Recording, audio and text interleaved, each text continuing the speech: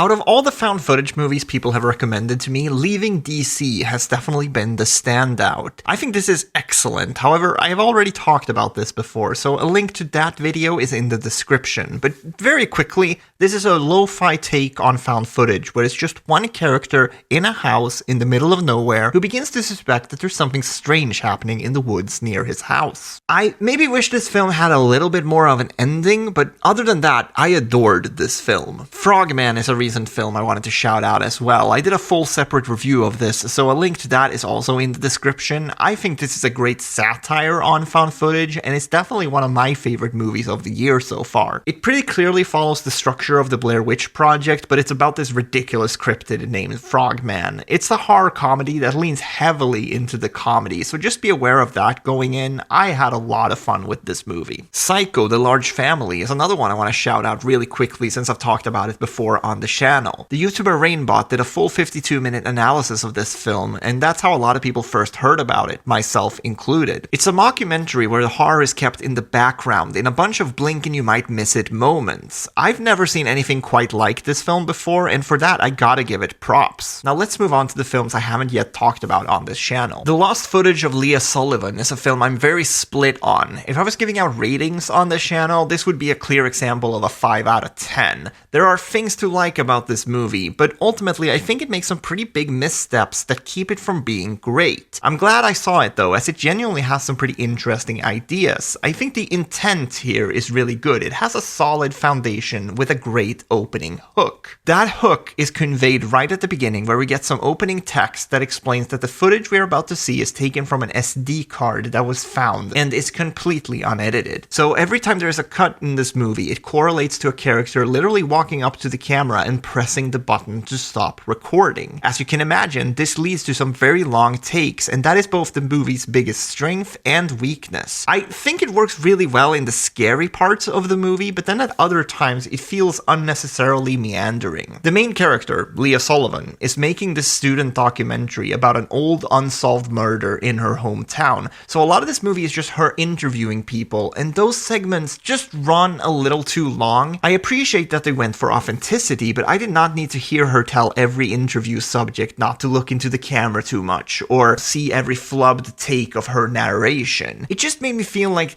the movie was spinning its wheels a little bit, padding out its runtime until the big finale. It's a bit of a weird choice, because I feel like the characters in this movie could have easily been expanded upon. Leah builds a partnership with a police officer while investigating the case, but their relationship never really goes anywhere. I'm not saying that I needed there to be a romance subplot, but that kind of felt like a missed opportunity to me. It's also strange to me that the movie doesn't really question Leah's motivation behind doing all of this. I thought that was actually where they were going, because there are a lot of true crime shows on the internet hosted by amateurs like her. She even has the exact right look and backstory for it. I always feel weird criticizing a movie for what it's not, but it's hard not to see the wasted potential here, because there's so much to like about the film. I really enjoyed the lore of the film, so to speak. I think the case that Leah is investigating is really interesting, and the story picks up even more steam once they start looking at it from an urban legend angle. There's clearly something supernatural happening here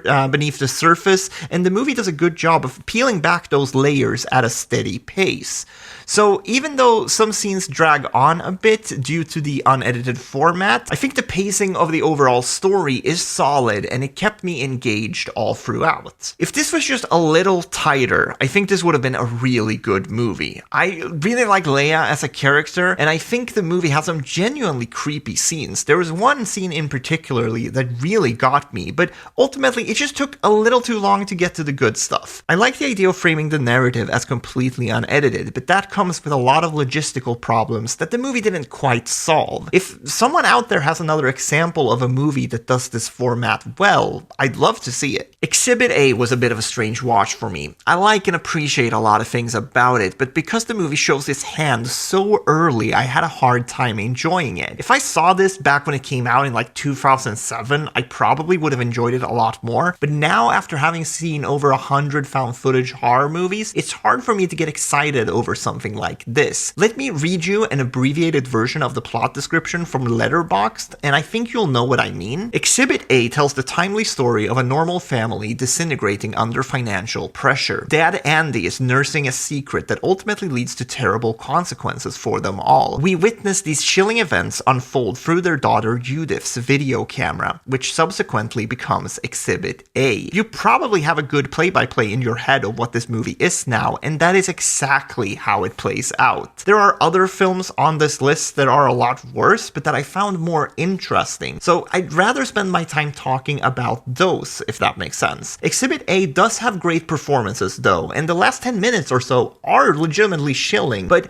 there's really no need to seek this one out, in my opinion. I mean, maybe if you're in the mood for something that's more realistic and disturbing, but otherwise I would probably just stay away. I've been trying to formulate my thoughts on Webcast for a couple of days now, and I'm still not 100% sure of what I think about this movie, so please bear with me for a little bit. First off, I think the title is terrible and generic, since it in no way communicates what the movie actually is. This is a folk horror where the main character, a teenage girl, begins suspecting that there's a child in danger at her neighbor's house. A webcast is definitely part of the plot at one point, and the whole film is shot in a found footage style, so I understand the title. It just doesn't scream Rear Window folk horror to me. I think the problem with stories like these that borrow so heavily from other films is that they often feel a little too familiar. There are some really fun moments in this film, and it's certainly not poorly made, but I was also never fully invested in the story. After finishing the movie, I started questioning if I'm burning out on found footage movies again, but I don't think that's fully it either. I am obviously still not spoiling movies on this channel, but there is a curveball thrown right at the end of this movie, and I think those last couple of seconds soured me on the whole film. It's like the filmmakers threw in something crazy just for the sake of doing so, because that's what you do at the end of found footage movies. And if I could expand upon that thought, I think the movie is just too formulaic, even though the story doesn't necessarily fit into the standard found footage mold. I probably would have liked this better if it wasn't found footage, actually. So I like the story here, and I think the characters are good, but ultimately it just didn't come together for me. If this movie had like a better ending, I probably would have been way more positive on it, but as it stands now, I have a hard time recommending it. I've seen other people give this really positive reviews though, so if you decide to check it out, you know, maybe you'll like it more than me. Mr. Jones is a wild movie. I've definitely seen this poster before because as soon as someone recommended it to me, I looked up the movie and I recognized it. I'm going to guess that I decided not to watch the film the first time around because the poster looks so goofy to me. I don't know, I just feel like I've seen a million low-budget movies with this exact image and font on the poster. Anyways, this movie has a lot of big ideas, and the horror of this film is actually way more surreal than most found footage movies. So much so that they actually ditched the found footage format in the third act without any explanation. Normally when this happens in found footage movies, it just feels like lazy filmmaking to me, but this definitely isn't that. I appreciated what they were going for here,